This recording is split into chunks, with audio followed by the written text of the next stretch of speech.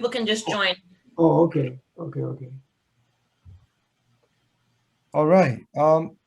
Good morning from Detroit, and depending on where you are, and good evening, good afternoon. Welcome to our Wayne State University College of Engineering Jessup seminar series. This is our second, and my name is Weisong Shi, Associate Dean for Research and Graduate Studies. And today, let me first invite our Dean, Dr. Farshad Futui, to welcome you. Thank you, Weisong. Yeah, thank you for inviting me to say a few words here. Again, thank you for all of you who are joining us this morning for this seminar, which is going to be conducted by Dr. Steve Remias from Department of Civil and Environmental Engineering, and the topics of smart transportation infrastructure. Of course, we are all looking forward to the future of the transportation, the smart future of the transportation. We have started this lecture series, I want to call it, seminars. Last week was our first one, and we will continue going through August every Friday to really connect with our alumni, connect with our industry partners, and connect also with our global university partners, which we have a lot of partners in China, we have some in Japan, Europe, South America, India, Middle East. So we invited all of those university partners, their faculty and students to join these seminars, and we hope to see them today and the future seminars. Again, the goal is to learn about our faculty research, what they are doing in some of the more exciting topics, and hopefully we will continue this in upcoming fall. The seminars are talking about some of the work that some of our faculty are doing, but also it's important to realize that we have degree programs behind some of these areas that we are giving presentations. For example, today's talk on smart infrastructure, we have a master's degree program in mobility, which is has tracks in civil and environmental engineering on the topic of smart transportation. We have tracks in electrical engineering, we have tracks in mechanical engineering, we have tracks in computer science, and so on. So if someone wants to pursue degree in some of these areas, then we can definitely suggest that. Some of the future talks around electrification is also tied to our mobility efforts in that regard. The college also, in partner with some industry, recently launched additional degree programs such as mobility. Again, that is mobility with focus in Industry 4.0 and robotics, mobility with focus on control and medical robotics, and also on autonomous technologies. And each department bringing their own expertise in some of those areas. So we look forward to your participation in our future seminars. At the same time, also, we look forward to see some of you who are students who are joining these talks to see if you want to join Wayne State as a student to pursue your advanced degrees. And for the faculty colleagues who are out there who might want to visit Wayne State and being visiting scholars here, we will welcome you. And we can contact, of course, the presenter or contact Dr. Weisong Shi, who is our Associate Dean for Research, and he can make the connection and arrangement. With that, I will pass the mic back to Professor Weisong Shi to introduce our speaker today. Thank you, Weisong. Thank you, Dr. Futui. Today, next, let me introduce, give a little bit of background of our today's speaker, Dr. Steve Remias. He is one of the rising stars in the transportation area, and he got his bachelor degree from Michigan State, and then get the master's and the PhD from Purdue University, and joined Wayne State after that. I think he will definitely talking more about his research here, but he has been working on the transportation infrastructure, and in particularly looking at how the smart infrastructure can help the future of our the mobility. So without further ado, let me give the podium to Dr. Remias. Awesome. Thank you, Wei-san. Thank you, Farshad. I really appreciate it. And thank you all for attending today, no matter what the time is, wherever everyone is. But looking forward to giving a little bit of a presentation on some of my research, as well as some higher level thoughts related to smart transportation infrastructure. So I kind of have three parts to this presentation. The first part, I want to tell you a little bit about Wayne State University. The second part, I'm going to keep it pretty high level and talk about transportation and transportation engineering and what we're trying to do. And the third part, I'll talk a little bit about the research that's going on at Wayne State University. So for those of you that don't know, Wayne State University is located in the heart of Detroit. These were some photos taken in the springtime this year around campus. It's gorgeous urban campus, right in the heart of the city. As a local myself, I was born and raised a few miles north of Detroit. I love the campus. It's gorgeous, and we've got a lot of really cool things going on. So getting to the College of Engineering, the College of Engineering at Wayne State, this is a nice new addition to the building over the last, I would say, decade. I think is when this new addition was opened. But as far as the College of Engineering is concerned, Wayne State University has over 30,000 engineering alumni. WSU as a whole has 274,000 alumni. We have a healthy split of both bachelor's degrees, and I'll talk a little bit about the bachelor's degrees in civil engineering here in just a second, but also a healthy split of master's and PhD degrees. So you can also work on getting a graduate degree. And so if you're interested in any of the topics that you hear about today, or really any kind of outward-looking topics in engineering, please think of us. We're certainly have faculty, over 130 full-time faculty members in the College of Engineering who can help guide your career and your academic future. The College of Engineering had over 3,300 students in the fall of 2020, and I mentioned before, it's located in the heart of the Midtown Detroit, just kind of down the street from automotive giants, major corporations, and a ton of mobility startup companies, whether it's in the automotive space or the mobility space or the infrastructure space. We also offer the lowest tuition amongst Michigan's major research universities. Looking at the degree programs offered at Wayne State University in the College of Engineering, we have quite a few that were ranked in the top 100 graduate programs, the biomedical, chemical and materials engineering, computer science, and industrial and systems engineering. We also offer degree programs in civil and environmental. That's near and dear to my heart. Also electrical and computer engineering, mechanical engineering, and engineering technology. So like I mentioned before, quite a spread of degree opportunities at Wayne State. So I'm going to talk a little bit more about our civil engineering program. So the civil and environmental engineering program has three core research discipline areas. The environmental engineering program, the structural engineering program, and the transportation engineering program. And so I'm going to talk a lot about the transportation engineering program today, but just know we also have core focuses in both environmental engineering and structural engineering.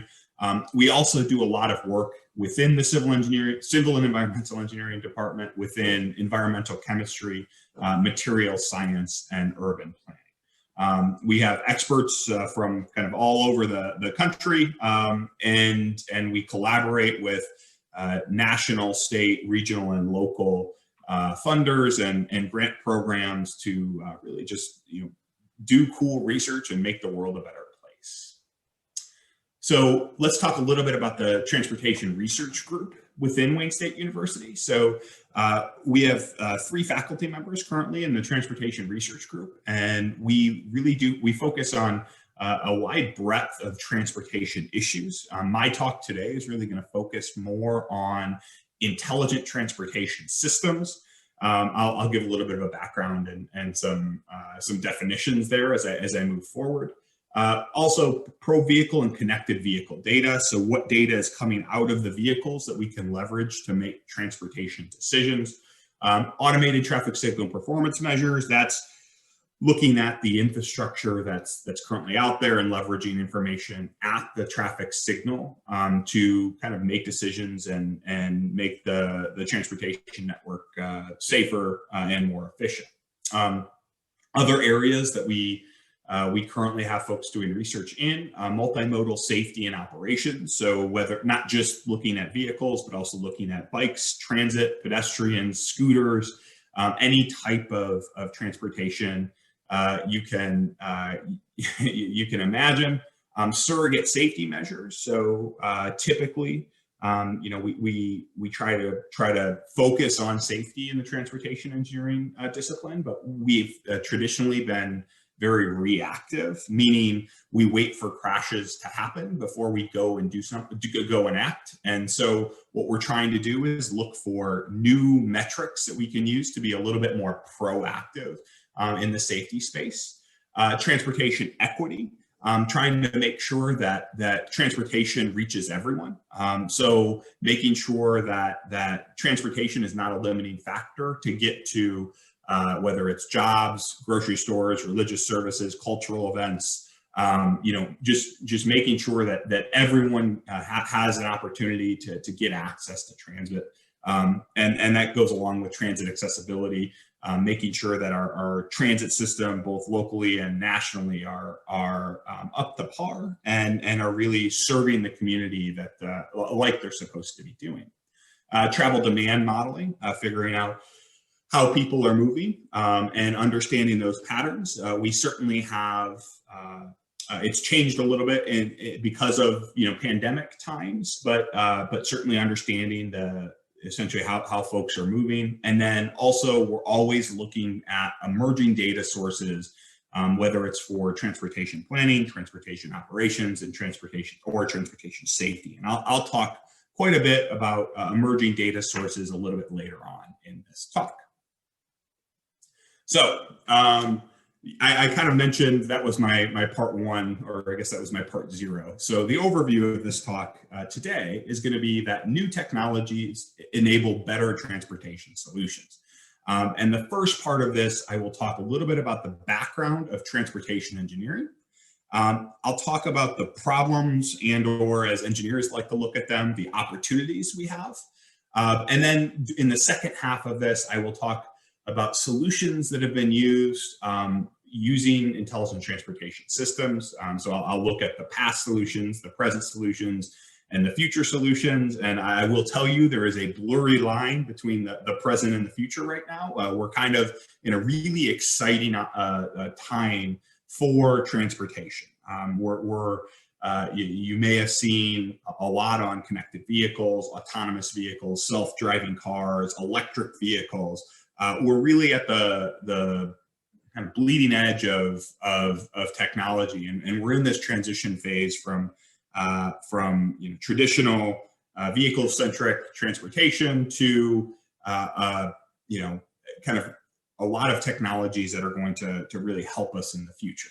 I'll conclude this presentation with a discussion on some of the exciting research that we're doing at Wayne State, and I think that kind of falls under this future category of ITS. So I'm going to start and end with acknowledgements. A lot of these slides you'll see could not have been done by just me alone. We've had a ton of students come through our transportation research group, so I want to make sure I acknowledge a lot of this work was done through various grants and research performed by the students at Wayne State. All right, so getting back to talking about civil engineering, right? So civil engineering has, it's a broad field. There's a ton of different disciplines. As I mentioned, at Wayne State, we focus on structural, transportation, and environmental. And that's not to say the engineering technology has a construction engineering management. We also have undergraduate courses in geotechnical and hydraulic engineering. But today, what we're going to focus on is transportation engineering. So civil engineering is broad, and transportation engineering is almost just as broad. So transportation engineering, really, you would think we focus on the design and construction of roads. But that's not, traditionally that may have been true, but that's not quite the case anymore. Transportation engineers don't just need an engineering background. They also need project management skills. They need to understand physics. They need to know computer science. They need to know data science. They need to understand economics. They need to know statistics, finance, political science, and as always, you'll need to know communications. And why are these things important? Well, a well-rounded transportation engineer will have to do all of these things in their career. So, project management, transportation engineering is built around projects, so whether it's a construction project, a design project, an operations or a maintenance project, understanding and managing different groups of people is going to be important.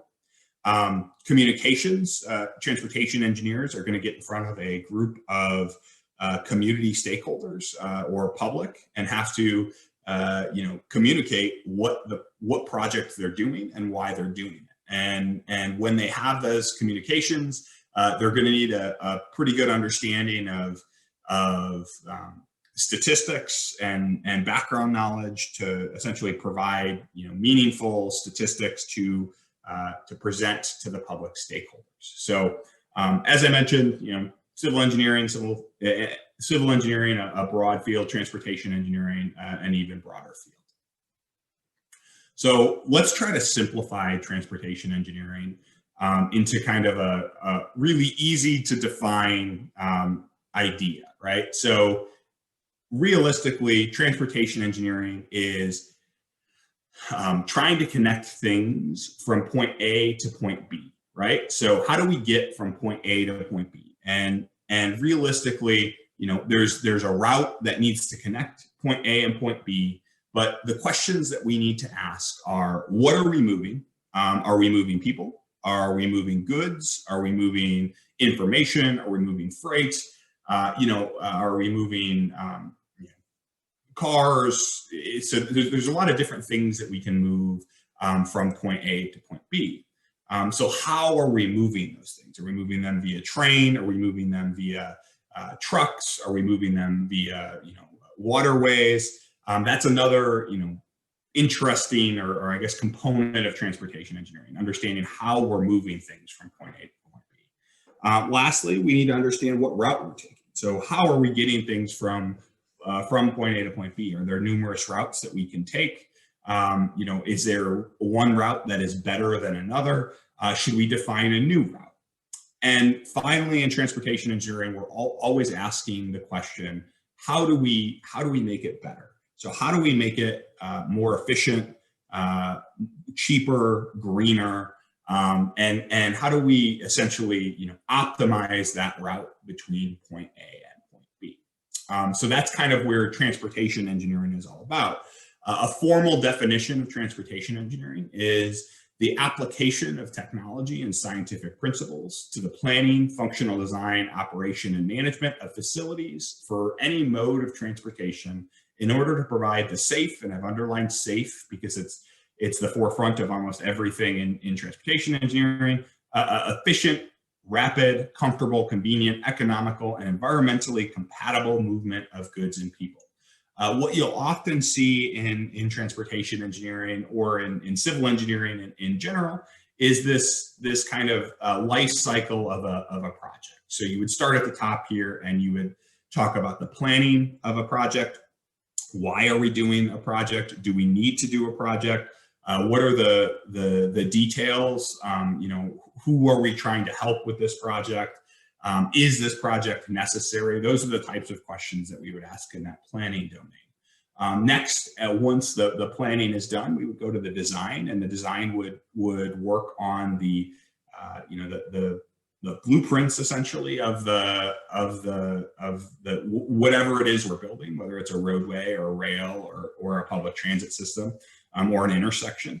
And we would make sure that we design it to the latest specifications. We would move to the construction phase where we would build that, that project. Once we finish the construction, we then need to operate that project. And so operations is a big area that I work in, and really just trying to take what's already there and make it operate more efficiently, more smoothly, and improve the operations of a transportation facility.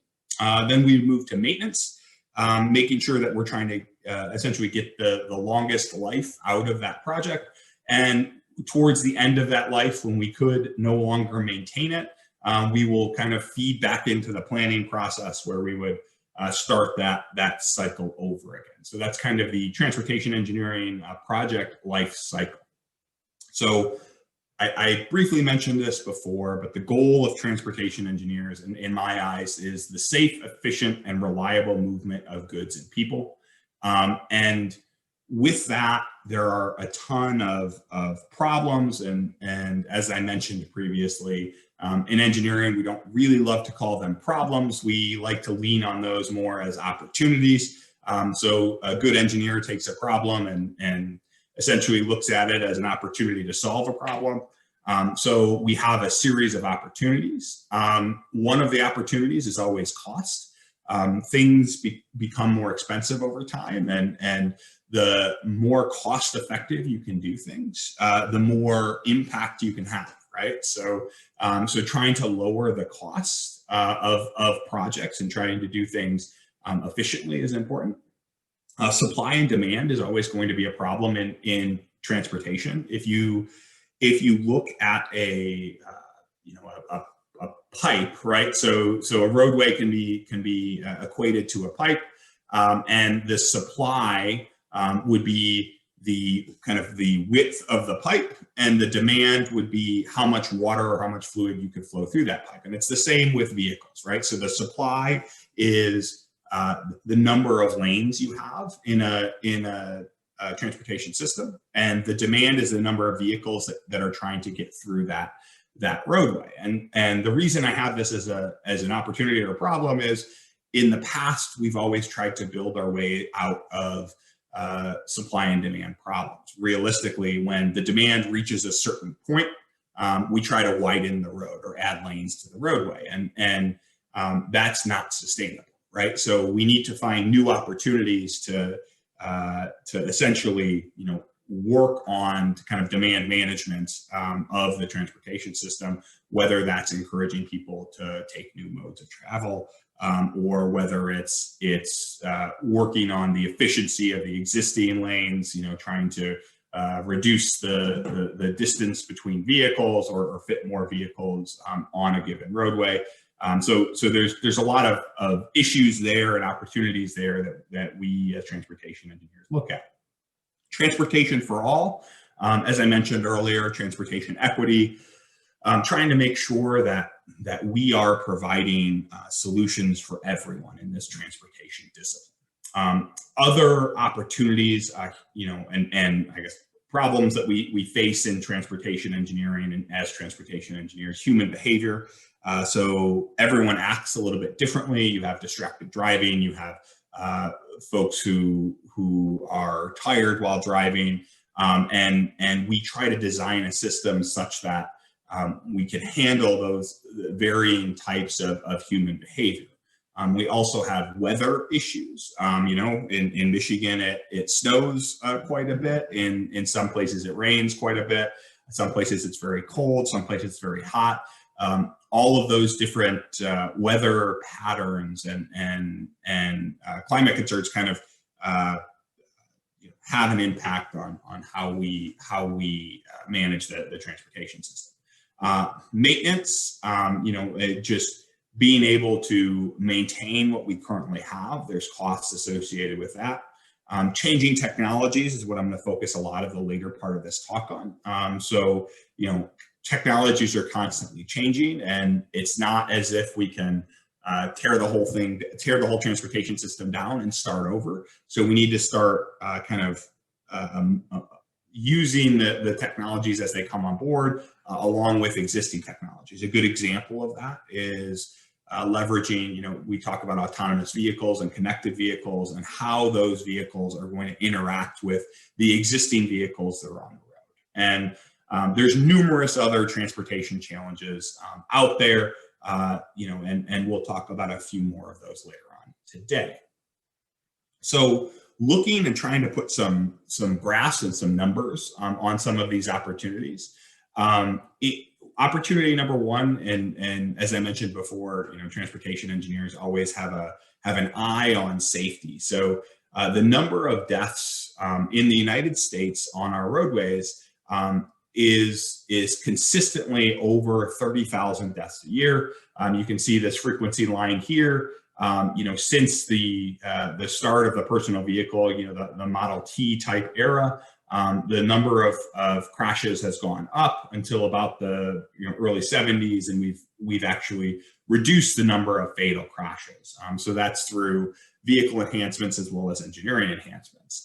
But it's still a very large number of fatalities every year as a result of the transportation network. We have been doing a very good job of reducing the rate of vehicle deaths. So the rate per vehicle miles traveled and the rate per motor vehicle have consistently decreased over time. But we still have work to do really at this high level here to reduce the number of fatal crashes. And there's initiatives around the country right now to really take care of this. So Vision Zero is one where the goal is to have 0 deaths on the roadway network. And there's a lot of interesting ways that we're working on that to mitigate these fatal crashes, both with speed management as well as focusing on the fatal and severe crashes, and trying to understand those types of crashes and make sure that those things go away. Opportunity number 2, demand versus capacity, right? So I had mentioned this before, the supply and demand problem. Realistically, if you look over the last 20 years, the amount of vehicle miles traveled consistently is still going up. Obviously, during 2020, we had an interesting little dip, but the amount of vehicle miles traveled on our roadways consistently goes up. And what's interesting about that is the amount of vehicle miles traveled going up is not equivalent to the amount of lane miles of roadway, meaning we are eventually going to run into a problem where the demand exceeds the supply, or the demand exceeds capacity on our roadways. And what do we do then? And so, as I mentioned, transportation engineers, we realized a while ago we're not going to be able to build ourselves out of these problems. And so what we're starting to look at is technology, as I mentioned, as well as different other alternatives, including mode shift. So trying to get folks or encourage folks to take other modes of travel besides driving alone in a car. So speaking of mode choice, opportunity number 3, this is usually when I would do a survey in my classes, but opportunity number 3 is how many folks, think to yourselves, how many folks to get to work every morning, well, not during the pandemic, but pre-pandemic, to get to work every morning would drive alone. And I was guilty of that in terms of, I drove to work every morning alone, along with 75% of the population.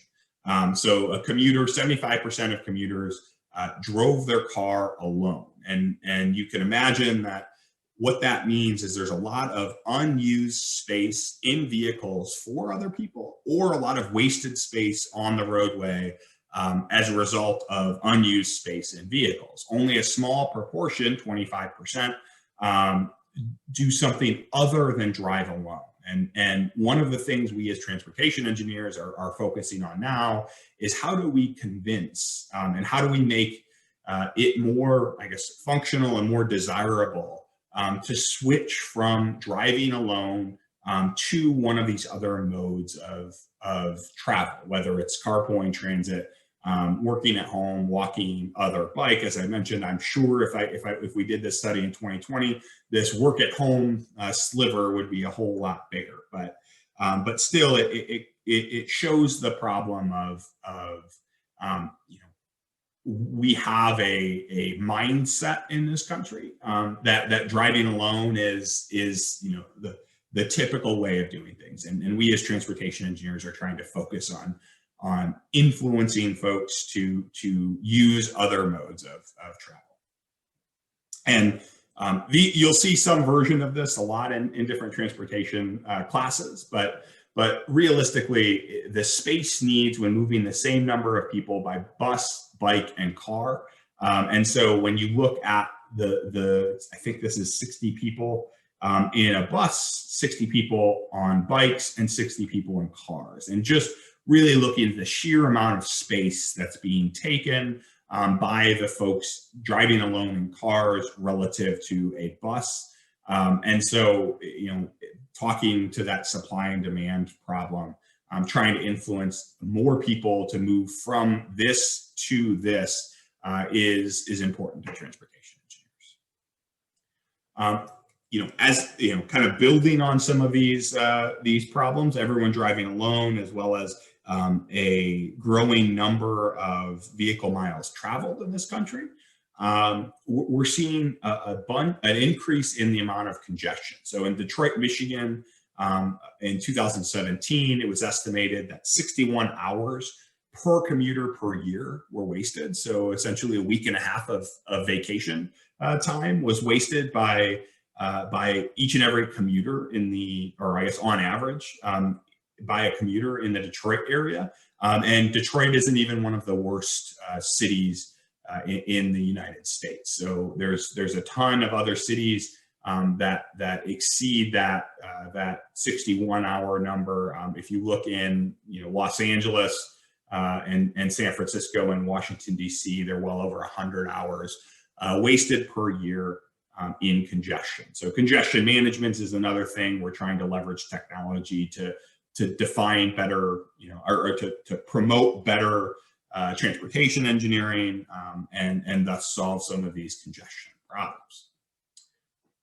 Costs are always on the top of everyone's mind. If you look at the United States, we spend approximately over $1,000 billion, which is $1 trillion a year, on our transportation network as a percent of GDP.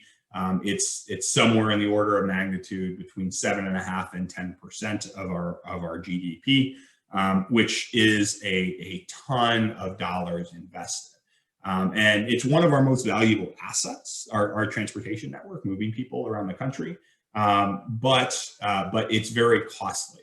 One other thing I like to mention here is because so much is invested, and you can certainly make the argument that not enough is invested, but because so much is invested, there's tons of jobs and opportunities in the transportation engineering field to make these things better and more cost efficient, et cetera. So if you're looking for careers, transportation engineering is a very good field to get into because of the investment at the federal level.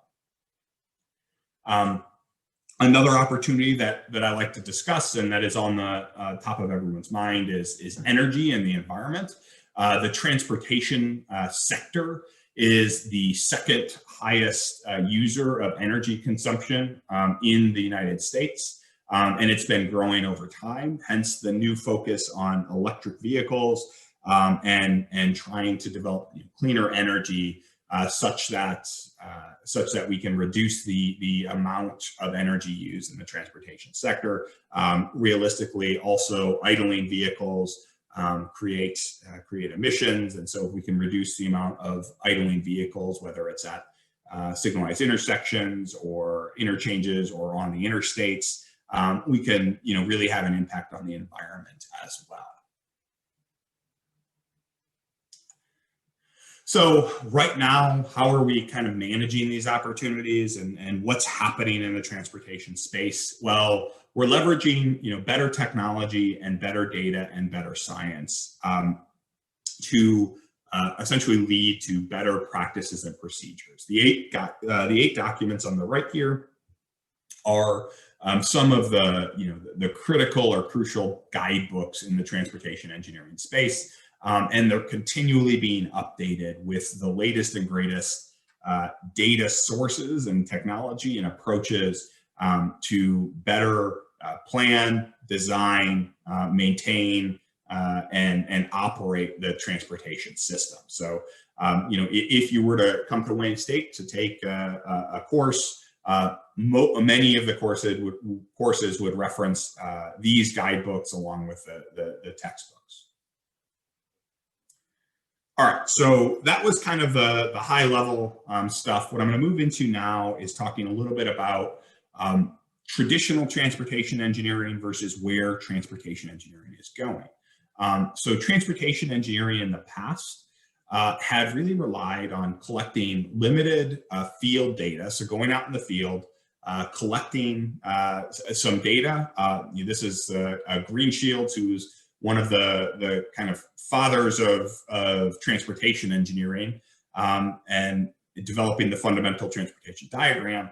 But what he would do was go out and take pictures of vehicles as they were moving through a system and use the pictures and essentially overlay a grid and get speeds off of those vehicles using defined camera intervals. He would then take those and he would model the results or the data that he had and try to identify patterns and then use those patterns to make transportation decisions. And those transportation decisions typically led to, okay, we have a lot of cars on the road. We need, it's causing congestion. We need more roadway or more lanes on the roadway or a better road facility. And this is actually right next to Wayne State, but it's a few years ago, as you can tell, based on the cars. But this is the Davison Freeway that runs north-south, just adjacent to Wayne State University, right after it was constructed. So as I mentioned, that mentality really led to the Federal Aid Highway Act of 1956, which led to the interstate system. And the interstate system, as I mentioned before, was one of the most valuable. I mean, the transportation network or the interstate system is one of the most valuable assets the United States has. And the 1956 interstate system, the Federal Highway Act, led to consistent standards, federal construction, and a network of uniform transportation network that was used. And there were many benefits of that system, right? So the safer facilities, these facilities were safer compared to the non-access controlled. They enhanced the personal mobility. They had massive economic development, and they improved industrial and logistical practices. So, the freight system and moving goods and people around the country vastly improved as a result. However, in the urban settings, the interstate systems did a lot of damage, a division of communities. So the interstate was plowed through, communities and separated communities, and resulted in a removal of properties from tax rolls. It resulted in a lot of noise and air pollution and a lot of urban flight, decay, and sprawl, both in large and small cities. So there were a lot of negative impacts of this interstate system as well. And just looking at the city of Detroit, compared from 1951 to 2010, you could see, just looking at the development around where these interstates were constructed, it resulted in some deserts in terms of housing and just land development. And one of the things we're working on as transportation engineers is actually how do we fix this? 50 years later, how do we fix this to connect our urban centers back to the surrounding areas?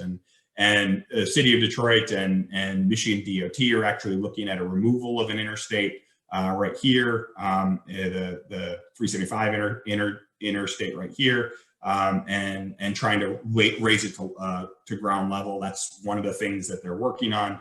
But there's a lot of other initiatives around the country to look at, okay, how do we fix the damage that the interstate system had on some of these urban environments. And so the interstate system, like I said, it had its benefits, it had its advantages, it had its disadvantages. But one of the things I mentioned before was, we can't really rely on building our way out of congestion anymore. Meaning, we can't keep adding lanes to the interstate system and expect our problems to go away. So one of the ways that we've been trying to help that is the use of intelligent transportation systems. And I have a formal boring definition here, and I'll get to a better definition on later slides. But intelligent transportation systems apply well-established technologies of communication, control, electronics, and computer hardware and software to the surface transportation system. And really what you're seeing in this image to the right is it's taking a lot of data, it's processing that data, and it's turning it into information. And that information is used to solve transportation problems. So whether the data is infrastructure status, vehicle data, weather data, truck data, work zone data, safety data, camera data, there's a ton of different data sources that we rely on in the transportation network. We process those and we use those to create value for a driver, a planner, an engineer, a scientist, and use those to solve transportation problems. So my definition of intelligent transportation systems, or what I look at as intelligent transportation systems today, is leveraging technology to solve transportation problems. And the examples that I would give fall under two categories. Category one is the infrastructure base. This is a smart infrastructure lecture, so I will talk a little bit more heavily on the infrastructure base. However, where the industry is moving is a lot of vehicle-based intelligent transportation systems and solutions, where you can move away from physical infrastructure in the field and rely on data from the vehicle. And I'll talk a little bit about that and the research that's happening at Wayne State in just a minute. So let's go through some infrastructure-based intelligent transportation systems that are currently out there, and you may have seen a version of while you're driving to school or work or on vacation or whatever, for whatever purpose you're driving. A dynamic message sign is a sign that shows how long it is going to take to get to a certain location. So whether it's a city, a roadway, or a destination, whether it's a vacation spot or a campground or something like that. But they also have a dual purpose in that they can alert they can alert drivers or communicate with drivers of unexpected events. So you may have seen examples where a dynamic message sign will say, warning, a crash ahead, the right lane is closed, or there's a stopped vehicle ahead, or a work zone is expected, or an amber alert, and look out for a vehicle with a certain license plate. So dynamic message signs are one of the early infrastructure solutions to trying to get information in front of drivers. And so that's something that we as transportation engineers often struggle with and have looked at a variety of solutions. And that's just trying to get information in front of a driver. You can see on the right here an early dynamic message sign that was manually controlled that just essentially had a neon sign that said reduce speed and then gave a reason, whether it was construction, whether there was a crash, congestion, ice, snow, fog, and kind of lit up the reason. And once again, it's just trying to get information in front of a driver to alert them of the conditions ahead.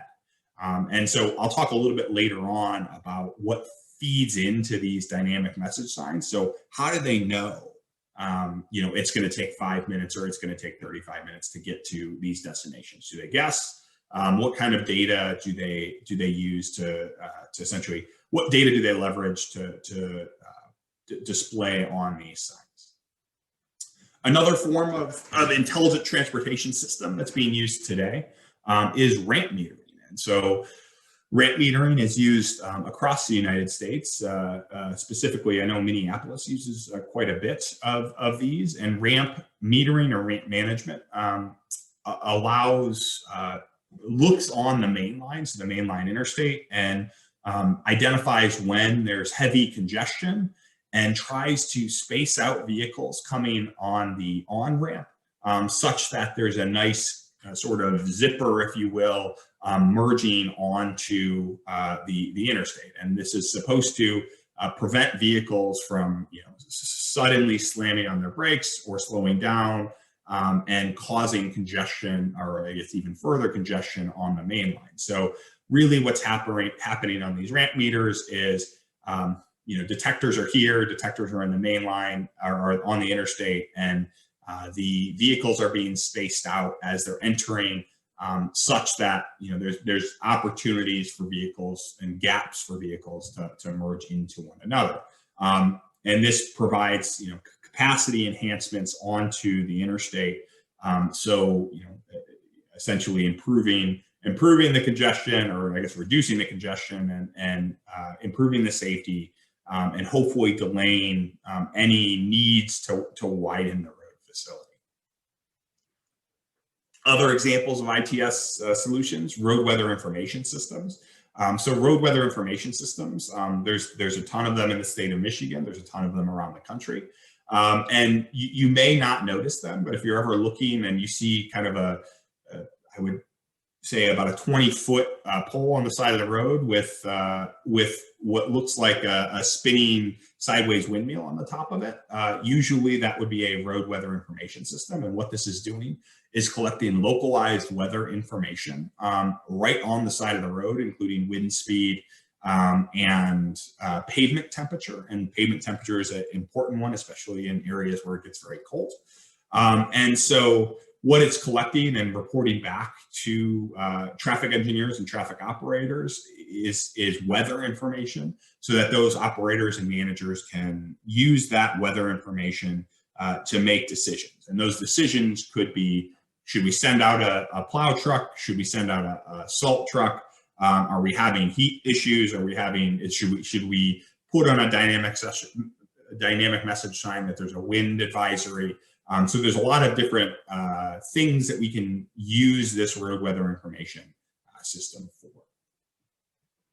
Other forms of ITS, intelligent transportation systems: electronic toll collection. When you have, as opposed to having to stop at every toll booth, for those of us that have driven through Chicago, they have a series of electronic toll collection booths now where you no longer have to stop.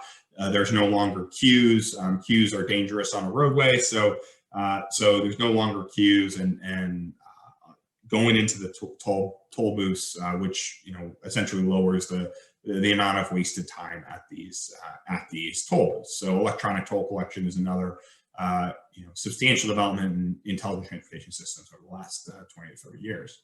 Active traffic demand management is another example of ITS. Where you have lane by lane warning. As I mentioned before, one of the big keys of intelligent transportation systems is trying to get information in front of drivers, and these active traffic demand management systems do just that. They provide alerts to drivers about what lanes are open, what the speed limit should be, as well as dynamic message signs that show a center lane is closed, or there's a crash ahead, or there's a work zone ahead, and really, once again, just trying to provide information to drivers.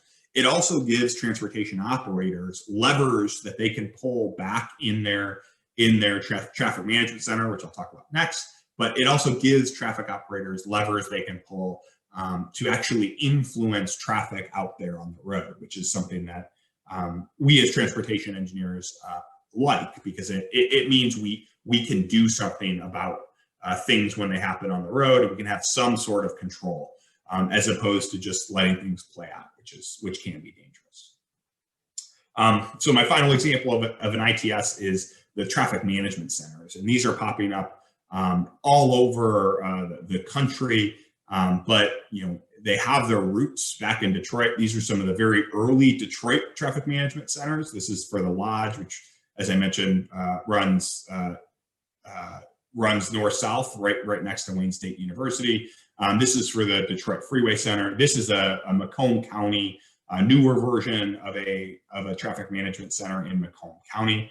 And Macomb County is just northeast of the city of Detroit. But this is what a typical traffic management center looks like that's being constructed today. And what happens in this facility? Well, you can obviously see the large board here with cameras and weather information and traffic information and some news. So what they're really doing is looking at what's happening on their road network.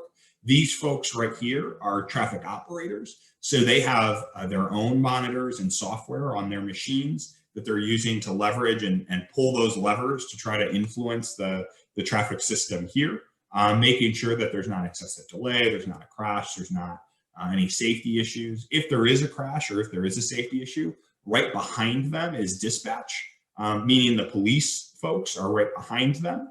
And what they can then do is they can communicate directly with one another to get emergency services out to the field to fix a problem, whether it's a big crash, a small crash, or a downed wire or something. They can work together to fix the transportation system. And so significant investments are happening in these traffic management centers.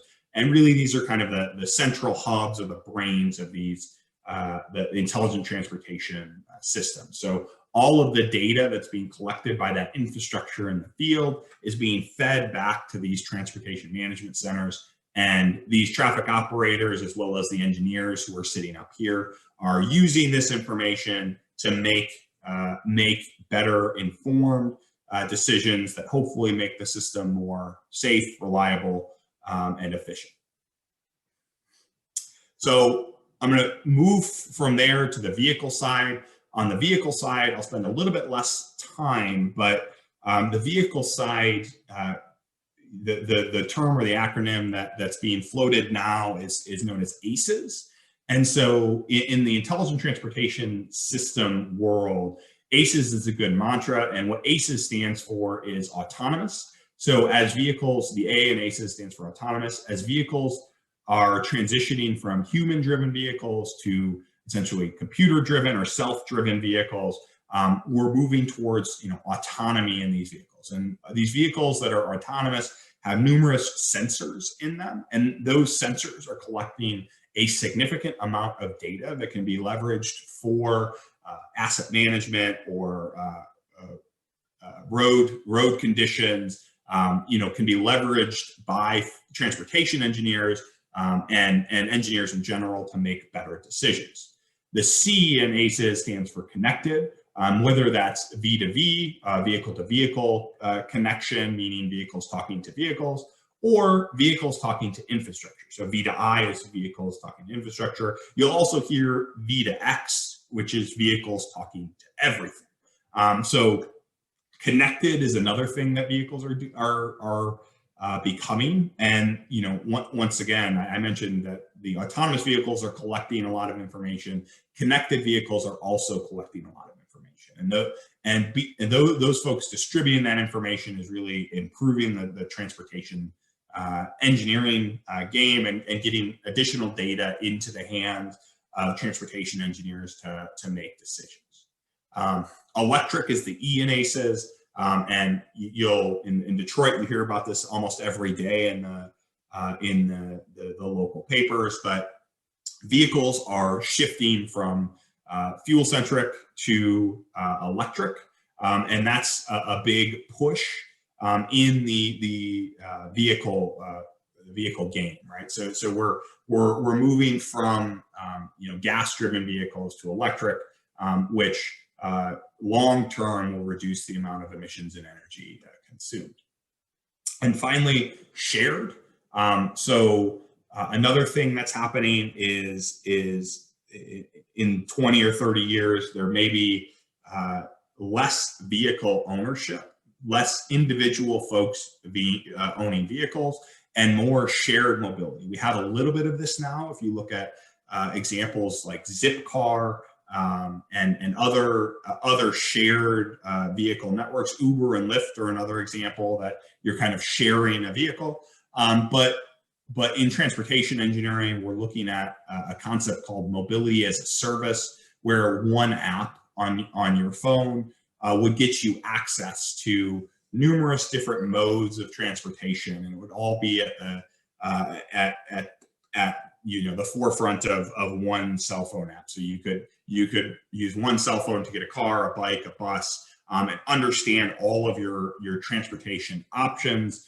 There's even been some interesting models where it's kind of a one cost or a one fee for all modes. So essentially you pay for a trip rather than paying for a car or a bike or a bus. So lots of cool things happening in the auto side as well. Other infrastructure trends that we're looking at, complete streets. So how do we design a roadway for everyone?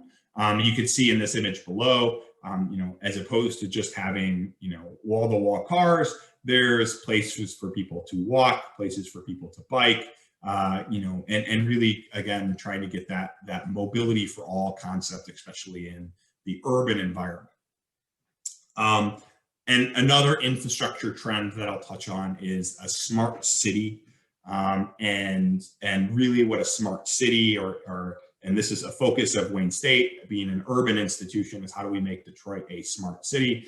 It's taking data from everywhere and essentially kind of breaking down the data silos and allowing us to make better informed decisions and operate a city better. And transportation is a big part of that smart city concept. Okay, so in my last half hour here, I'm going to talk a little bit about the future and some of the work that's being performed at Wayne State. So what's next? Really, what's next in this transportation engineering game, and what Wayne State is currently working on within the Civil and Environmental Engineering Department and the Transportation Research Group, is collecting more data from X. And when I was making this slide, I was about to say vehicles, and that's not fair. We're not just collecting data from vehicles. We're looking to try to collect data from bicyclists, from transit, from traffic signals, from infrastructure, from scooters, from pedestrians. We're trying to collect more data from everywhere, and this data will let us have a less reliance on kind of physical infrastructure to collect data and distribute insights, and move it more towards a cloud-based infrastructure system. And I'll talk a little bit more about that, what that means here in just a second. So how do we get smarter? One of the main data sources that I've looked at over the last few years at Wayne State University is what I refer to as crowdsourced probe vehicle data. And many of you experience or have experience with this crowdsourced probe vehicle data without really knowing it, right? So what crowdsourced probe vehicle data is, or what they are certain data providers, or when you're using your cell phone for navigation, and you read that really long user agreement and you click that I agree box, what you're doing is you're saying, I'm willing to take the information that you're giving me about the transportation network on my phone, so the reds, yellows, and greens on this map. I'm willing to take that information, but in return, I'm providing my data, my traffic data, to the system, such that the people that are coming on this road network behind me have that advantage as well. So they also know where slowed and stopped vehicles are. And right now, we do not have 100% of vehicles. We don't have 50% of vehicles. We don't have 10% of vehicles. But what we do have is a good sample set where even just looking at the 8 or 9 samples that are highlighted here. Each one of these vehicles is a data point that we can leverage to make an informed decision about what's happening on the transportation network. And so you can see there's a lot of congestion going on right here, right? You see all these stopped cars on this interstate, all these stopped cars on this bridge. And by knowing the speeds of these vehicles, I can tell you that there's congestion, both on this arterial as well as on this interstate. And we can do this both in real time, which is what you see on your cell phone, and why our guidance apps have become very powerful and very accurate. But you can also use this information to drive better decisions from a transportation engineering perspective as a whole. And so archiving this data really provides kind of game-changing opportunities for agencies. And what I mean by that is it allows us to look and understand exactly what's happening on our roadway network, no matter the time of day, day of week, day of year, 365 days, 7 days a week, 24 hours a day. We have an understanding of what's going on, and that gives us the opportunity to identify problems and solve those problems. So a more familiar look at this probe data, if you will, is what you would see on Google Maps in the morning and in the off-peak hours. You see during a morning rush period in your local environment or your city, you would see a lot of reds on the road where congestion occurs. And in off-peak hours or the middle of the night, you would see a lot of greens, meaning the vehicles are traveling very fast. And I'm not necessarily saying that the performance measure is red is bad and green is good. There's certain scenarios where you may want slower moving traffic. If you have a lot of pedestrians or in an urban environment, you really might want more the traffic to be slower and not fast in terms of the vehicle mode. But you can see and you can kind of paint this picture of what's happening on your road network. So how are we leveraging this at Wayne State? Well, at Wayne State University over the last 4 years, we've used these data to develop the Freeway Congestion and Reliability Report for the Michigan Department of Transportation.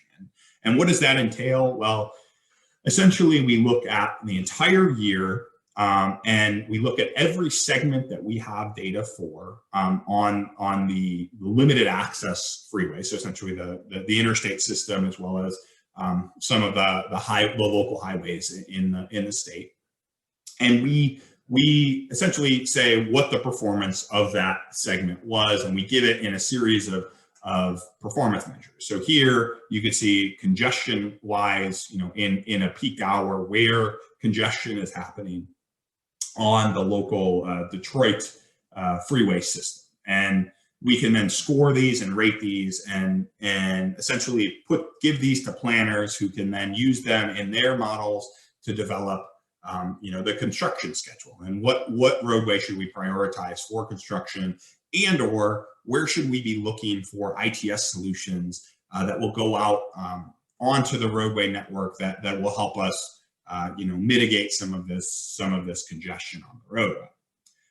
What we do then is for each region of the state, we provide, I know this is small, but kind of eyewash, but we provide a poster for each region summarizing all of that, all of the performance of their various roadway segments in the year, expected delay values, as well as average speeds, as well as what time of day things are performing well, or what times of day things aren't, identifying when those peak periods are, and giving them a benchmark that they can use to compare year over year for if they're doing a good job or not in congestion mitigation. A good example of a use for this and a project that was performed in the local Detroit area was this Flex Route project on US 23. The Flex Route essentially is a hard shoulder running, and what they did was they paved this shoulder the same depth as the rest of the road. And when congestion starts to pick up in a peak period, they open the shoulder for vehicles to use as an additional lane. So really, when they open the shoulder, they sacrifice a little bit of safety, meaning vehicles can no longer pull off on the left side of the road, for a little bit of mobility. And you can see here, this is that route before the construction of that flex route and after the construction of that flex route. And I'll explain this really quick. Between 6 a.m. and 10 a.m., before the construction of the flex route, you were seeing congestion or delays as high as 23-minute travel time, about a 15-minute delay, typically in the AM period. After that flex route and that capacity addition, as a result of the flex route, you can see that delay or that congestion nearly went away.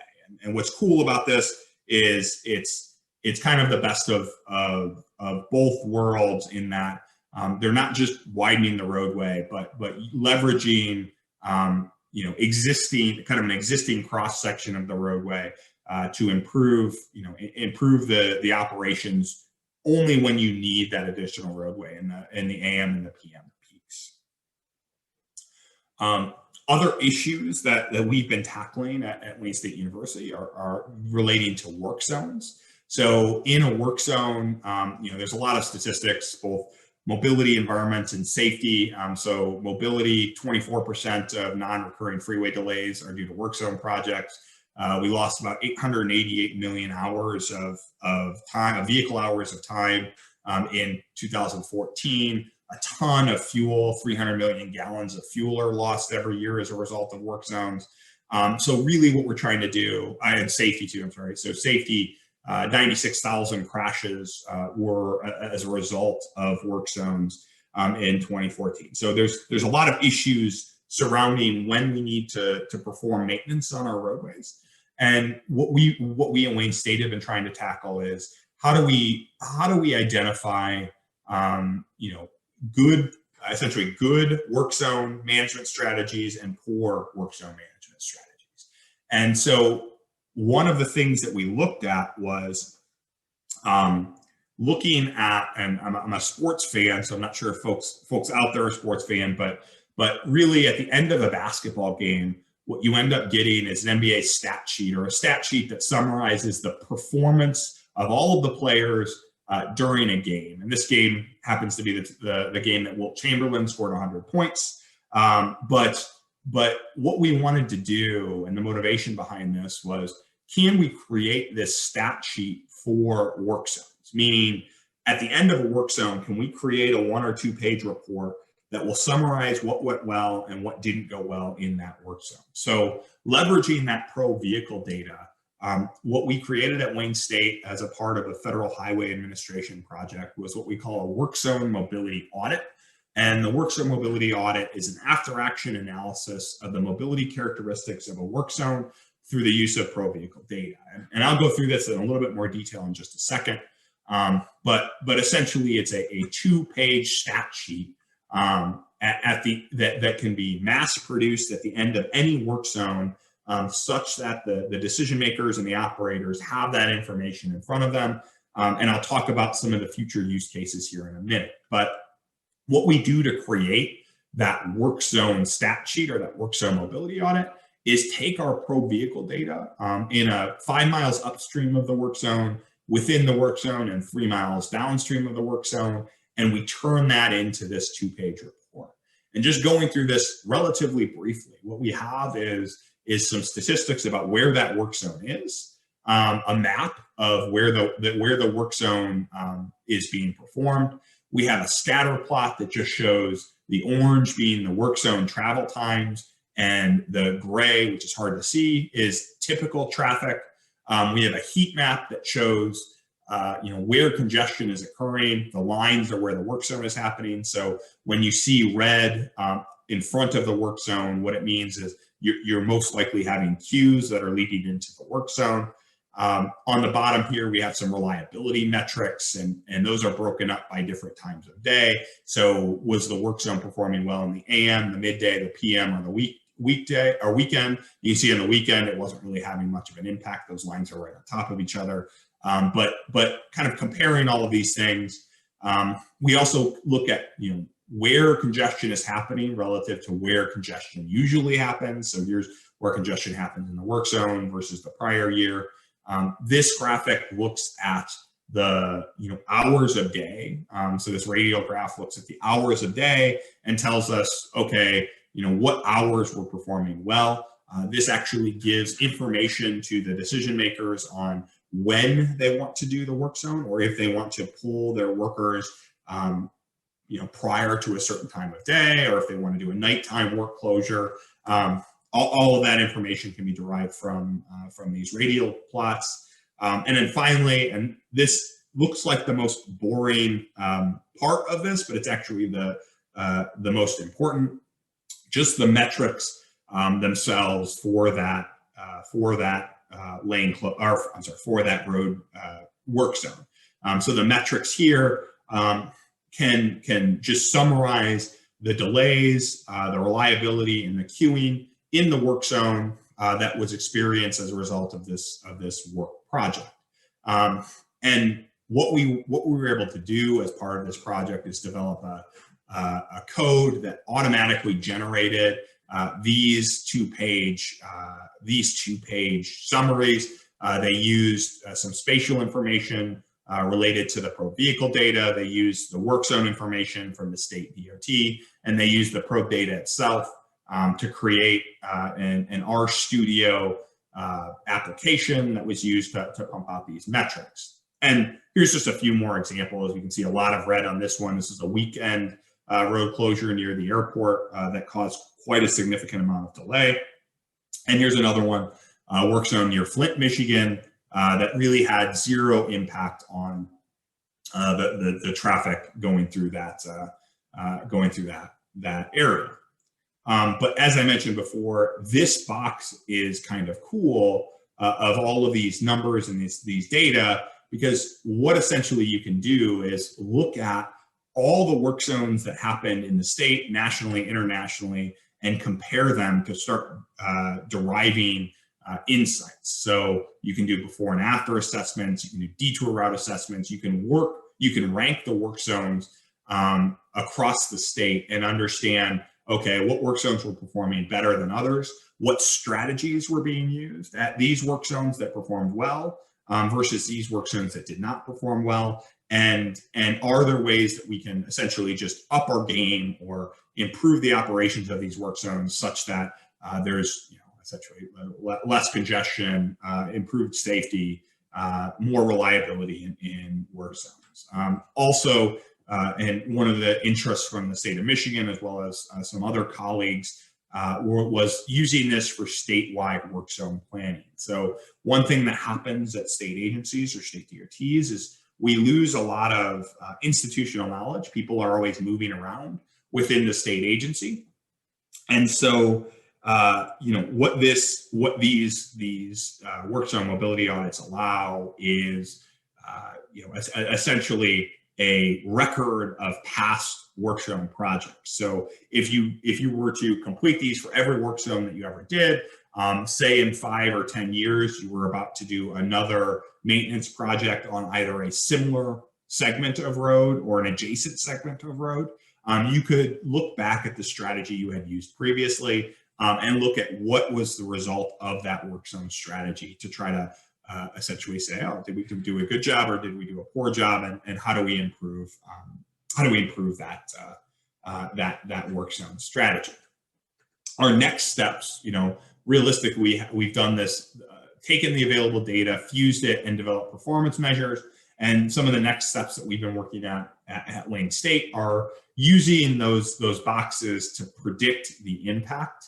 And what that means is if you look at certain characteristics of a work zone, can you look at the historical information of similar work zones and leverage that to say, okay, this is the strategy you should use, or if you use this strategy, it will result in this amount of congestion or delay in that area. So, like I said, in terms of work zone mobility forecasting, the objective is to learn from historical work zones and predict the mobility for future work zones. So can we use these heat maps to essentially say, or predict what's going to happen in a similar work zone in the future. Okay, so the last thing I want to touch on today is traffic signal opportunities, or traffic signal engineering as a whole here. And there's numerous opportunities in the traffic signal space as well. As I mentioned, energy, safety, and mobility are always at the forefronts, but mobility as a whole, the National Transportation Operations Coalition estimates that traffic signals account for 5 to 10% of all congestion, or approximately 295 million vehicle hours of congestion in the United States. And looking at the current practices, they could certainly use some updating. So things that we've looked at Wayne State is how do we replace these antiquated methods, very similar to that, go in the field, collect data, model it, input the solution. What they do in traffic signal engineering is the state develop guidelines. Typically, they will hire a consultant. They will collect data. They will use that data in a model. They will implement the solution from the model, and then they will produce results. And the results will usually say something like, "Oh, we saved a minute on average of travel time through this corridor." But once again, it's a very reactive way of doing things. Usually, these current traffic signal retiming projects occur every 3 to 5 years. And there's a better way, using more information or more data, to have kind of a data-driven approach to improve traffic signals. So historical traffic engineering, as I mentioned, uses limited data and the models. And where we're moving is both an infrastructure-based system and an infrastructure-less-based system. And so the infrastructure system is what we call automated traffic signal performance measures. We were lucky enough to do an implementation or a pilot project of these signal performance measures in the state of Michigan at the TRG, and I'll talk about that in a minute. But what these automated traffic signal performance measures do is they leverage the traffic controller, which is the brain of the signalized intersection. So at every signalized intersection, if you look, there's a box somewhere, and that box contains all the guts that run the traffic signals.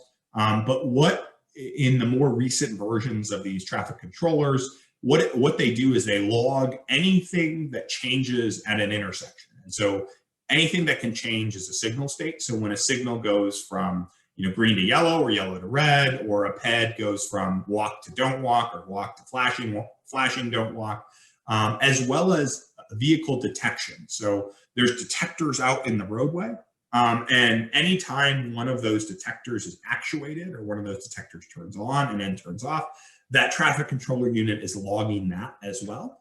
And what we're doing is taking that information that's being logged by the traffic controller in the internal data logger, we're exporting it to a data server, and then we are outputting what's known as automated traffic signal performance measures. And automated traffic signal performance measures are essentially leveraging this data to create metrics that can be used to either identify or improve problems or congestion or essentially ill-performing intersections or signalized intersections that are out there.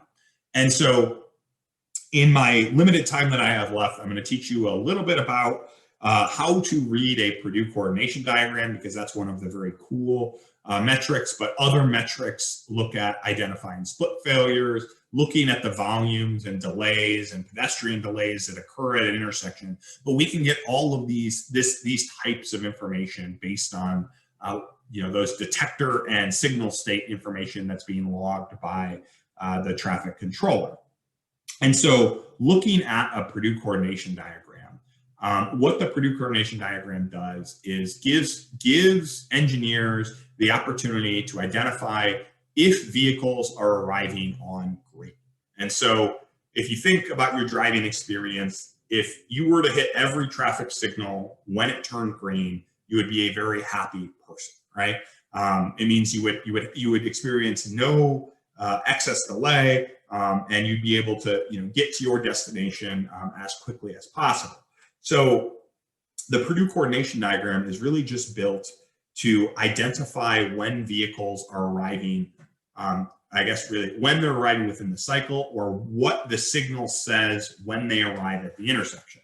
And so leveraging what the signal state is and what the detectors are saying, we can start looking at every vehicle that drives through that intersection. So if you look at this, the signal is red, and each one of these arrows represents a vehicle arriving at the intersection. So the signal's red, a vehicle arrives, a vehicle arrives, a vehicle arrives. The signal turns green, another vehicle arrives, another vehicle arrives. These are happy vehicles, these are sad vehicles.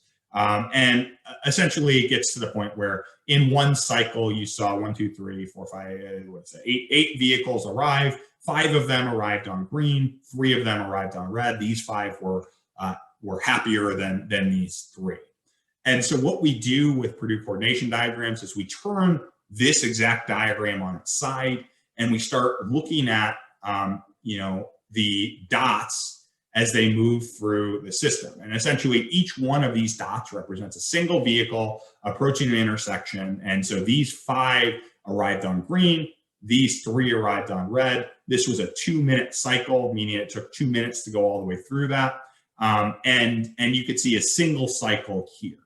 We then look at that on a 24-hour period. And so each one of these dots represents a vehicle that's arriving at the intersection. And you can see that anything that's arriving above this green line is a happy vehicle. Anything arriving below this green line is a vehicle that arrived on red, or a vehicle that's going to experience some sort of delay. And you can start identifying where you may have some issues in your signal timing, right? So down here, you have some issues where vehicles, you're seeing a lot of vehicles. And so a lot of vehicles are arriving when the signal is red. Here's another issue where you're seeing kind of a mix of vehicles that are arriving on red and arriving on green, which means this isn't a well-coordinated system.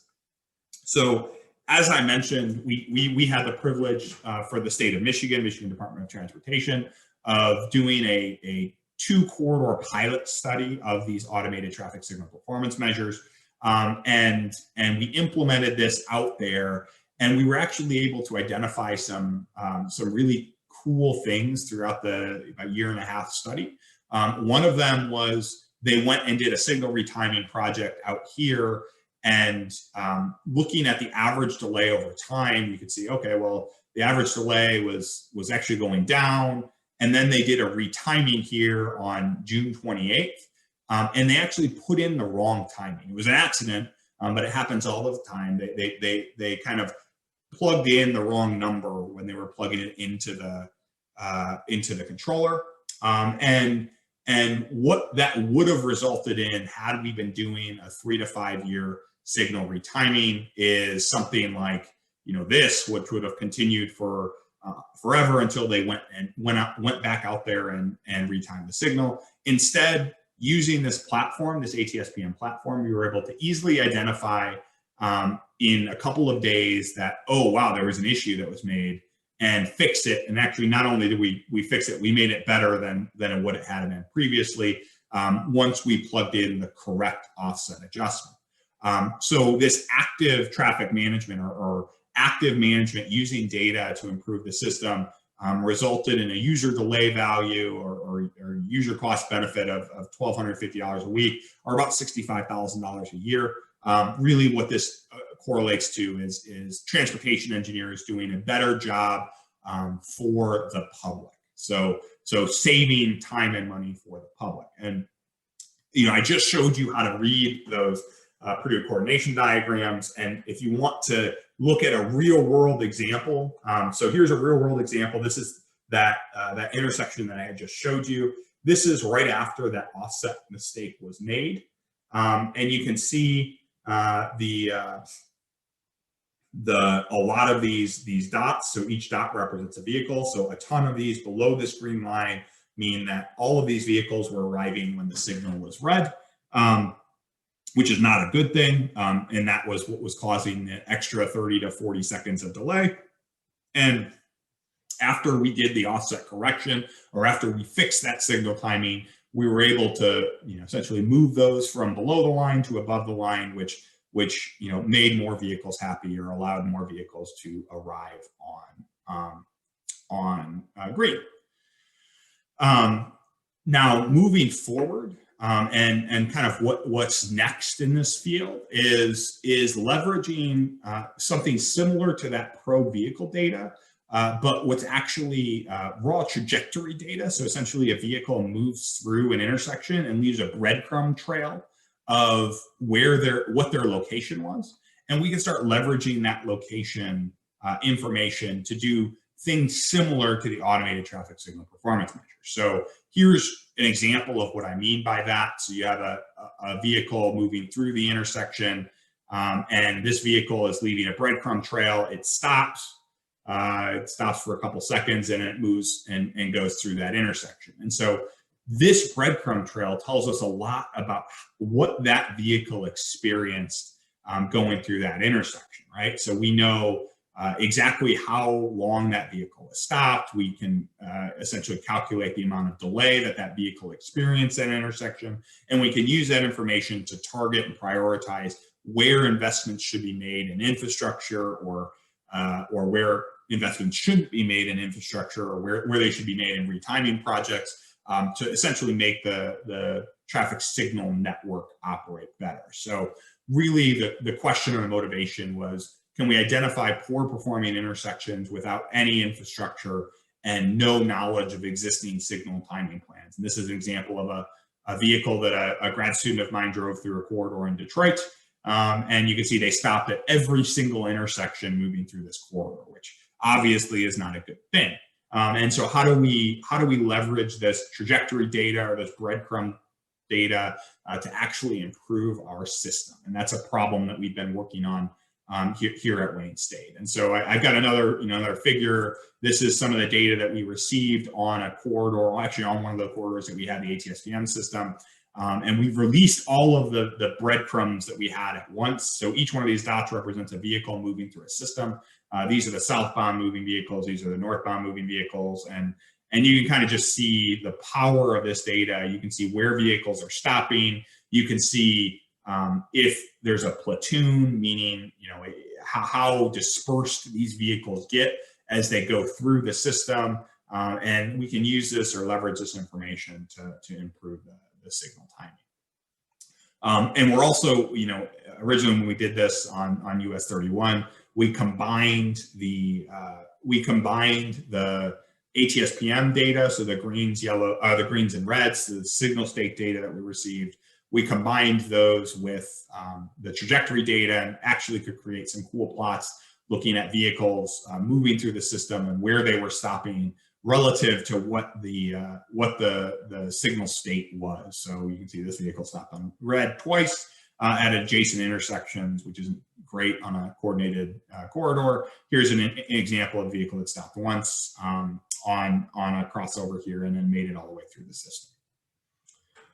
So kind of in conclusion here, the research that we've been doing is leveraging some of this connected car data, trajectory data, probe vehicle data to essentially, I don't want to say replace, but enhance the intelligent transportation system that's based on infrastructure, meaning we can prioritize where we should be placing or making the investments on physical infrastructure. And in some cases, maybe the probe data or the trajectory data is enough, and we wouldn't necessarily need to invest in a full infrastructure-based solution.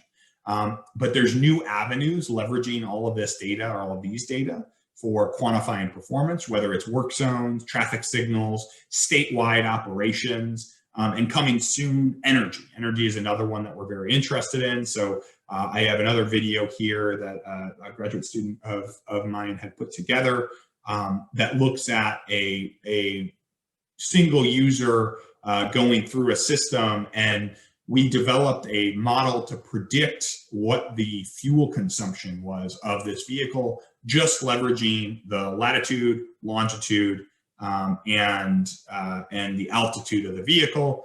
And it might not be perfect, but we can certainly get a relatively good prediction of how much fuel vehicles are using as they move through a network. And this gives us another opportunity to optimize energy as opposed to just optimizing travel time or delay. So all kinds of cool stuff in terms of energy that's coming along as well. So kind of in conclusion here, and finally, what we're working on at Wayne State, or really what I'm working on, is using technology in transportation to save lives, time, and money. And that's, leveraging infrastructure-based solutions or non-infrastructure-based solutions, but just really leveraging the data that's coming to us from vehicles, infrastructure, the cloud, whatever, to try to improve the transportation experience. Once again, I want to acknowledge all of the students who helped with various slides throughout this presentation. And as you heard, that was just a few pieces of what we're doing as a whole in the Transportation Research Group at Wayne State University, the Intelligent Transportation System, Pro Vehicle Data, and ATS-PMs. There's a slew of other really interesting and important topics that folks at the TRG are researching at Wayne State, which I'm sure will be subject for a future transportation, a future international seminar. With that, I know I probably fed a lot of information to you all, but I will open it up to questions and discussion, anything from what's going on at Wayne State, if you're interested in the Wayne State side of things, or if you're interested in any of the research topics that I talked about, or any of the conceptual things that I laid out. Happy to discuss any and all, or answer any questions that you all may have. Fantastic. Thank you, Steve. That I think that we can, since we have about 34 people on the call, if you want to ask questions, please just unmute yourself and go ahead and ask a question. If you are shy of speak, talk, so you can also type your question in the chat room. I know one of the question from the audience is asking for the PowerPoint and the video. So I think Kirsten already answered that. We will put this on our website. And while we're waiting here, I want to mention that, Steve and I, we actually, we co-leader the Wayne State Mobility Initiative. So that, as you probably know that my background is computer science, he's from transportation, nowadays, all through this talk, you can see that the research, you need a big data, to the analysis, to the prediction, solve this real world problems. So we have, if you are interested in all the things related to mobility, you can go to mobility.wayne.edu. You can find out more information there. And also Wayne State, in partner with Emiside, a AI-based company, we are offering 13 professional online short courses. If you are not a Wayne State employee, but if you're interested in, for example, smart infrastructure, or you are interested in the electrification, autonomous driving, so you can just join the take this online professional course, and if you're Wayne State alumni, you're getting a big discount for that. So that's also helpful. So if you are interested in this information, if you have difficulty to find online, so you can just either contact Steve or myself, so that we will be able to connect to you. Okay, questions?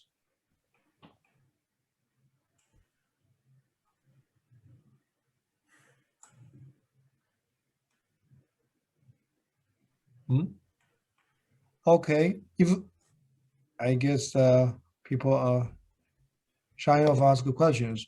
So Steve, I have a question to you. Okay. So that today, when the people talk about the smart infrastructure, smart transportation infrastructure, that it depends on your background. If people like you come from civil and environmental engineering point of view, then that is more towards the safety and from this side. But on the other hand, I also see some of my colleagues at nationwide, for example, in University of Florida, their smart infrastructure was leading by a faculty, from computer science. So when they're talking about the smart, infrastructure, particularly intersection stuff, They're more talking about the wireless communication, housing intersection, talking that. So I wonder that from your point of view, that how do you envision the future of intersections? That's a really good question, right? I've seen everything from the signalless infrastructure. I'm sorry, the signalless intersection, meaning essentially, the vehicles would flow through each other like a school of fish. When you have two crossing schools of fish, so I've seen drawings and videos like that.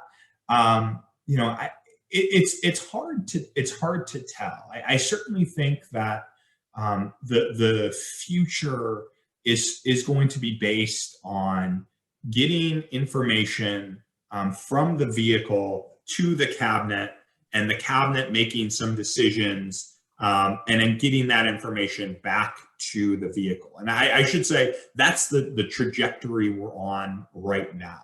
I think in the future, if the computer science folks hold up their end of the bargain, what we're going to see is vehicles communicating directly to vehicles, and that would enable something like a signalless intersection. And it's interesting to think about. I don't know how far away we are from that. I know there's some discrepancies right now in the communication system, whether it seems like DSRC is going to be retired and we're going to go to a 5G system for what's that? Yeah. Yep. So CVDEX. Yep. So, but if the network can handle that and be reliable enough with the latency required, I do think that eventually, and I'm not putting a timeline in terms of 5 years, but I do think eventually we could get to a point where signalized intersection may not be required. Well, that might be maybe a couple of decades, I would say. If you want to go to completely signalless, I think at this point is more like a help, assistant stuff. Yeah, we got a couple of questions. Can you see the chat room? Yep. So are OEMs helping you by providing data, or are you acquiring probe data using add-on equipment? That's a really good question, Alan.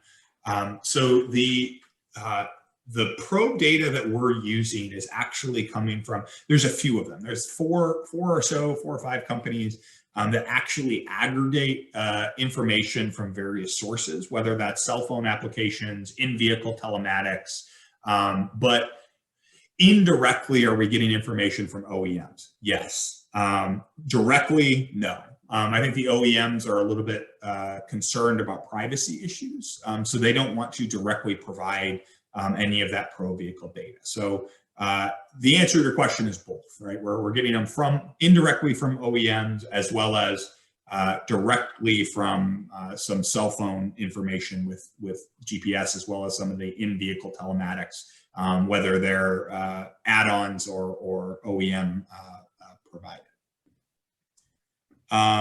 Next question was, what transportation simulation software does these research use? Actually, one of the things that's kind of cool about this research is there was zero simulation used in any of the research that you saw presented. It was actually all real world stuff. So we actually collected information by going boots on the ground and getting data from the field, as well as using and leveraging information from the OEM, or the data providers that I had mentioned before. The second part of your question is to use Vissim or Sumo. I'm partial to when I need to do transportation simulation. I typically use Vissim. That's the transportation simulation software that I typically use.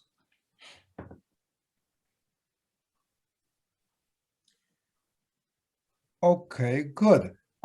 Yeah, while we're waiting for the potential question here, I have another very futuristic question to you.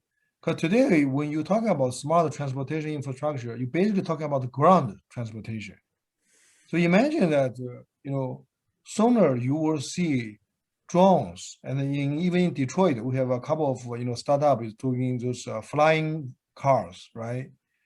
they are doing the car can fly. So there's talk in the city airport. They want to rental that to do some experiments, testing. So what's your vision about the future transportation infrastructure? It has to be part of transportation. So with this flying, not just the drones. I mean, if you and I gonna be flying, push a button, you're gonna be flying from somewhere, right? So well, that's gonna be open a huge new research areas to I think it's worth. It may be worth. What do you think? No, you're absolutely right. I mean, the technology is enabling so many new solutions, whether it's drones or I guess you'd call them personal aircrafts. It's going to be, I mean, managing and operating and developing new systems to make sure that those are safe, equitable, and efficient, cost effective. It's going to be important. I don't know that I can speak exactly to, okay, what do I see? I think that falls in the smart city discussion, and I certainly think there's going to be infrastructure that needs to be built in order to accommodate the drones specifically, or the personal aircraft specifically as well. One thing that I've often thought is, you will need a communication network throughout the city, right? And I think 5G is certainly a step in the right direction, but I do think you'll need communication throughout the city that's reliable, continuous, and essentially allows all of those technologies to communicate with one another, right? Because when you look at drones and personal aircraft sharing airspace, there certainly is some work that has been done on that, but they're going to have to communicate with one another somehow. I think that's the same the surface transportation, the ground transportation. That's something that we've worked on and continue to struggle with, is how do we get different different folks to talk to each other. So an example of that on the surface would be getting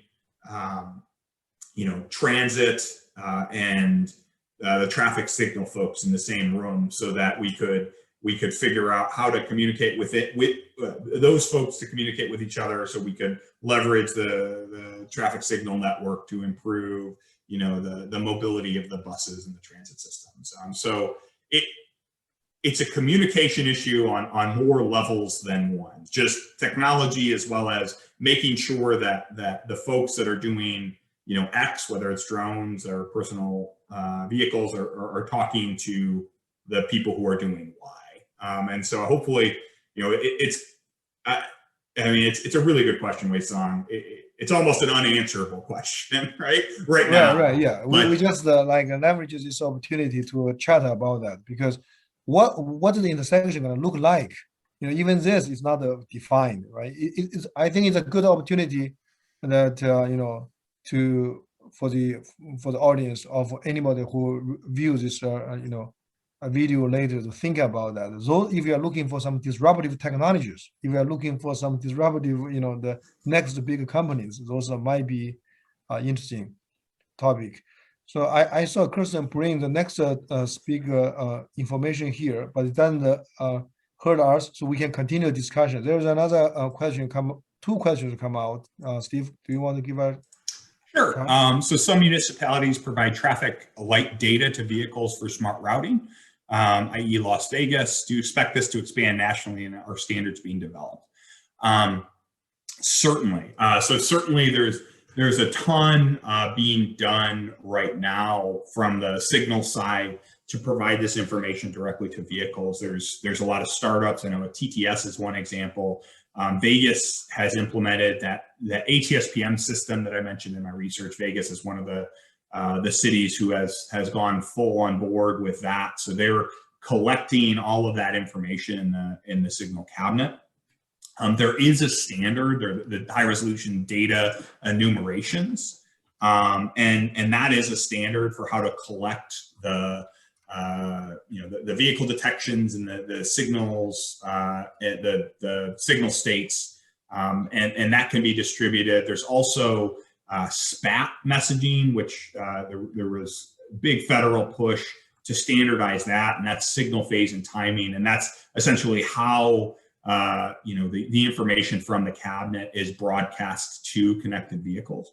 So I do expect it to expand nationally, and I do think that there's a ton of potential once different cities and states start adopting these standards and enabling that through the deployment of the technologies and the communication necessary. I do think that DSRC, a lot of the research, a lot of the core research was done through dedicated short-range communication, which is the communication platform essentially that was communicating between the infrastructure and the vehicle. So I think they hit reset on that. We're going to use 5G, so that there's going to be a little bit of a delay as a result of that. But it might be better in the long term. But certainly, standards are being developed, and you can definitely look those up at FHWA, Google SPAT challenge or SPAT technology, and you'll find more information on that.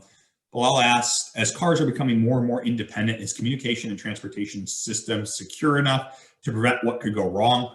I will use this as a plug to say Wayne State also has a cybersecurity initiative or area where we have some faculty working in that particular area. I am not a cybersecurity expert. I would certainly say probably not. Usually in transportation engineering, we always said we were it was security by obscurity, meaning who would really want to hack into a traffic signal to change the signal? There's really no point to doing that. We had some kind of hardwired backups to prevent really catastrophic things from happening. But otherwise, if you tried to hack in and break something, it would just send a signal to flash, which is like inconvenient but not catastrophic. So as we become more and more, as cars become more and more independent, a ton more work is going to need to be done in that cybersecurity realm for the communication system and transportation systems. So how can we conduct the same research in urban networks without enough real data? So it's a good question, and yeah. So simulation is one approach, and you had kind of highlighted that before. I would say that a lot of the data that I've used in my research today is also available in urban networks, right? So the trajectory data that I mentioned, the breadcrumb trails, could certainly be used in an urban setting as well. The pro vehicle data is segmented and it provides speed information. That's also available in an urban network. It's just in vehicle telematics and GPS data. So it certainly can be used for urban studies as well. The issue with that is usually in the urban areas, you're not really focused on vehicle-centric mobility. You're really more interested in multimodal, whether it's transit, pedestrians, bikes. That's become more the core focus for cities. I would say some of the data is starting to I guess, bleed into those modes. I know there's examples of pro-based data from bikes. There's a company called Strava, S-T-R-A-V-A. The data is really expensive right now, and it's a little biased because it's mostly folks who are going out on exercise trips and not for commuting trips, but they are providing some similar pro-vehicle data on the bike side of things. The intersection data, you could still get the SPM data, the signal performance measure data from a signal and urban network. I think the missing link right now is how do you collect really accurate and useful pedestrian data, especially because pedestrian data can be a little bit more sensitive from a privacy standpoint. And I do think that there's approaches that we can use, and I think that probably the one that's winning out right now is at an intersection level. There's video-based technologies that can actually use there's technologies that can actually kind of track pedestrians and as they move through an intersection, so you get pedestrian counts and speeds and other things. But it's a good question, and I think it's certainly the data sources are starting to come in line to enable new opportunities for research. I think that does it for the questions, unless anyone has. Perfect. I think we have a great discussion. And Steve, I have to comment on you that you perfectly on time. I know because at the beginning, you Farshad and I we spending a little bit of time, but then you are perfectly on time here. And I think today's talk is great. If without any